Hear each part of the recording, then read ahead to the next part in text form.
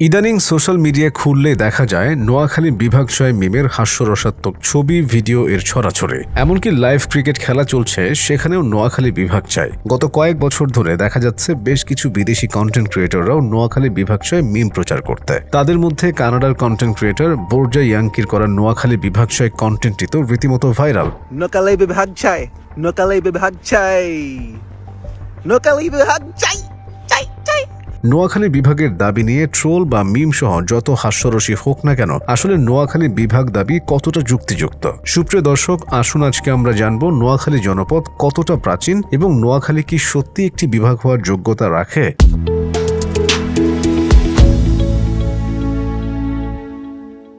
বর্তমান নোয়াখালী জেলা আগে ফেনী, লক্ষ্মীপুর এবং নোয়াখালী জেলা নিয়ে একটি বৃহত্তর অঞ্চল ছিল, যা এখনও বৃহত্তর নোয়াখালী নামে পরিচিত।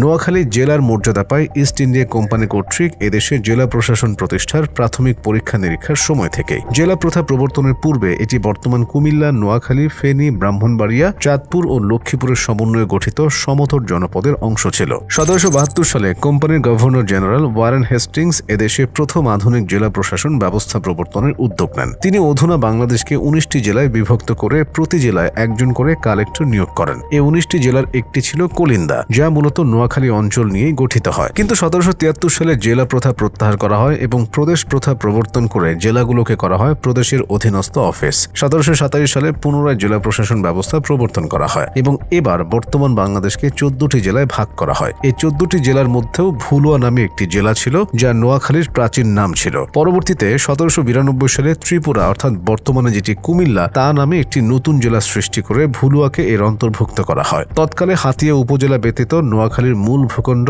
লক্ষ্মীপুর, ফেনী এবং চট্টগ্রামের সন্দ্বীপ নিয়েছিল ভুলুয়া পরগনা। 1821 সাল পর্যন্ত ভুলুয়া অর্থাৎ বর্তমান নোয়াখালী ত্রিপুরা জেলার অন্তর্ভুক্ত ছিল। পরবর্তীতে 1821 সালে ভুলুয়া নামে স্বতন্ত্র জেলা প্রতিষ্ঠার মাধ্যমে এই অঞ্চলকে ত্রিপুরা জেলা হতে আলাদা করা হয়। 1868 সালে ভুলুয়া জেলাকে নোয়াখালী জেলা নামকরণ করা হয়। তাহলে আমরা বলতেই পারি 200 বছরের অধিক প্রাচীন জনপদটিকে বিভাগ হিসেবে দাবি করা অযৌক্তিক কোনো কিছু নয়। এটি যৌক্তিক দাবি, সময়ের দাবি। এছাড়াও বাংলাদেশের মানচিত্রে ভৌগোলিকগতভাবে নোয়াখালী একটি গুরুত্বপূর্ণ অঞ্চল। পাশাপাশি যোগাযোগ ব্যবস্থার কথা আসলে নোয়াখালীর সাথে সমগ্র বাংলাদেশের স্থলপথ, রেল ও নৌপথের চমৎকার যোগাযোগ ব্যবস্থা বিদ্যমান। বিভিন্ন প্রাকৃতিক দুর্যোগে, নদী ভাঙনে অনেক জেলা নদীগর্ভে বিলীন হয়ে যাচ্ছে। নতুন নতুন বাড়িঘর, শিল্প, কলকারখানা স্থাপন সহ নানা কারণে বাংলাদেশের 64টি জেলার মধ্যে বেশিরভাগ জেলার কৃষিজমি দিন দিন কমলেও একমাত্র নোয়াখালী জেলায় কৃষি জমির পরিমাণ বেড়ে চলেছে। সরকারি কাগজপত্রে নোয়াখালীর আয়তন 4202 বর্গ কিলোমিটার বলা হলেও বাস্তবে এর আয়তন আরো বেশি বলে মনে করেন গবেষক ও ভূতত্ত্ববিদেরা। বাংলাদেশ পরিসংখ্যান ব্যুরোর প্রকাশিত জরিপও বলছে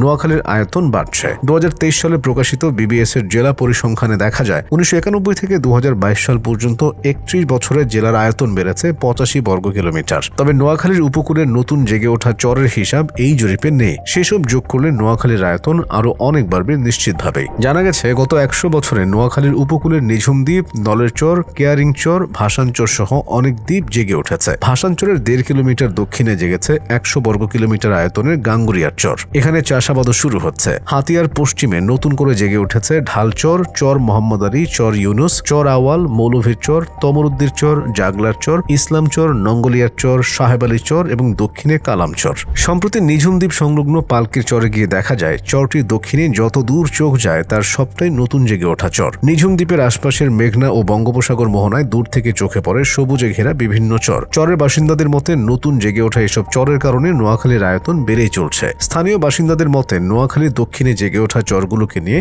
সরকার পরিকল্পিতভাবে উন্নয়ন পরিকল্পনা গ্রহণ এবং সেগুলো সঠিক বাস্তবায়ন করা গেলে এখানে কর্মসংস্থানের ব্যাপক সুযোগ তৈরি হবে। আর তাতে প্রাচীন এই জেলা পর্যটন ও ব্যবসায়িক ক্ষেত্রে উন্নতির মাধ্যমে বাংলাদেশের অর্থনীতিতেও অবদান রাখবে। নোয়াখালীর রাজনৈতিক নেতারা মনে করেন অর্থনৈতিক দিক থেকে, সামাজিক দিক থেকে নোয়াখালী জেলার অনেক সম্ভাবনা রয়েছে। দেশের জাতীয় অর্থনীতির শতকরা 35% নিয়ন্ত্রণ করে নোয়াখালী জেলার মানুষ। তার উপর এই জেলার বয়স 200 বছরের অধিক। এছাড়া নোয়াখালীর 7 লক্ষাধিক প্রবাসীর পাঠানো রেমিটেন্সের একটি বড় অংশ আসে এই জেলার প্রবাসী বাসিন্দাদের মাধ্যমে। একইভাবে এই অঞ্চলের কৃষিও দেশের অর্থনীতিতে গুরুত্বপূর্ণ ভূমিকা পালন করছে। নতুন ভূমি জেগে ওঠার পর পুরোপুরি অর্থনৈতিক কর্মকাণ্ড শুরু হলে নতুন করে গুরুত্ব পাবে নোয়াখালী।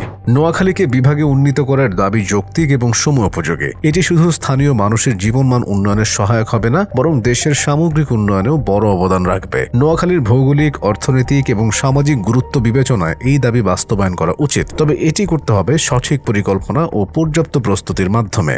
নোয়াখালী বিভাগ বাস্তবতায় আপনার মতামত কি?